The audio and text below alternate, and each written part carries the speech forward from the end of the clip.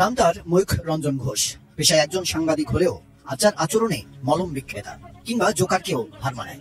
কথা বলতে বলতে ছুটছেন স্টেজের এক প্রান্ত থেকে অন্য প্রান্তে। উদ্ভট অঙ্গভঙ্গি করে বেশ আলোচনায় রয়েছেন ভারতীয় সংবাদ মাধ্যম রিপাবলিক বাংলার এক সাংবাদিক। বাংলা যখন আর বাংলা রিপাবলিক বাংলাতেই সম্প্রচারিত হয়।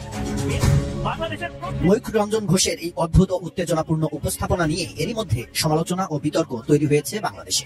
ময়ূখের সংবাদ পরিবেশনের ধরন অনেকেই মলম বিক্রেতাদের সঙ্গে তুলনা করেছেন। ফলে তাকে নিয়ে বাংলাদেশের দর্শকদের মাঝে তৈরি হয়েছে মিশ্র প্রতিক্রিয়া। আমরা কোন পকেটে রাখবো? পকেটে রাখবো? ওদের পকেটে রাখবো? এরই মধ্যে সামাজিক যোগাযোগ মাধ্যমেও তাকে নিয়ে ট্রল, সমালোচনা এবং চর্চা অব্যাহত আছে। বাংলাদেশে ময়ূখের সংবাদ পরিবেশনকে অতিরঞ্জিত এবং নাটকীয় বলে আখ্যা দেওয়া হয়েছে। বিশেষত তার চিৎকার, চেঁচামেচি ও অঙ্গভঙ্গি অনেকের কাছে বিরক্তিকর ও অতিরঞ্জিত বলে মনে হয়েছে। অনেকেই বলছেন ময়ূখ রঞ্জনের এই উগ্র উপস্থাপনার পেছনে মূলত টিআরপি বাড়ানোর একটি কৌশল।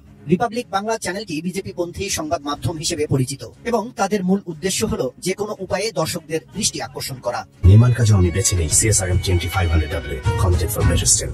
ময়ূখ রঞ্জন এই কৌশলকে কাজে লাগিয়ে তাঁর ব্যক্তিগত জনপ্রিয়তা ও চ্যানেলের টিআরপি বৃদ্ধি করার চেষ্টা করেন বলে অনেকের ধারণা।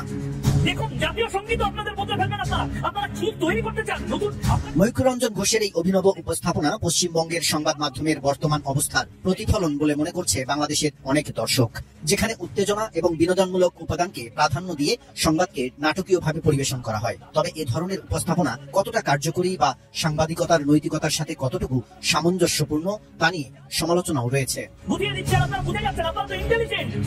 ময়ূখ রঞ্জন ঘোষের উপস্থাপনা দর্শকদের একাংশের কাছে বিনোদনমূলক হলেও অনেকের মতে এটি সাংবাদিকতার প্রকৃত মান ও গুরুত্বকে ক্ষুণ্ণ করে। তার অস্বাভাবিক উপস্থাপনা শৈলী পশ্চিমবঙ্গ এবং বাংলাদেশের সংবাদ জগতে একটি হাস্যকর নতুন ধারার সৃষ্টি করেছে।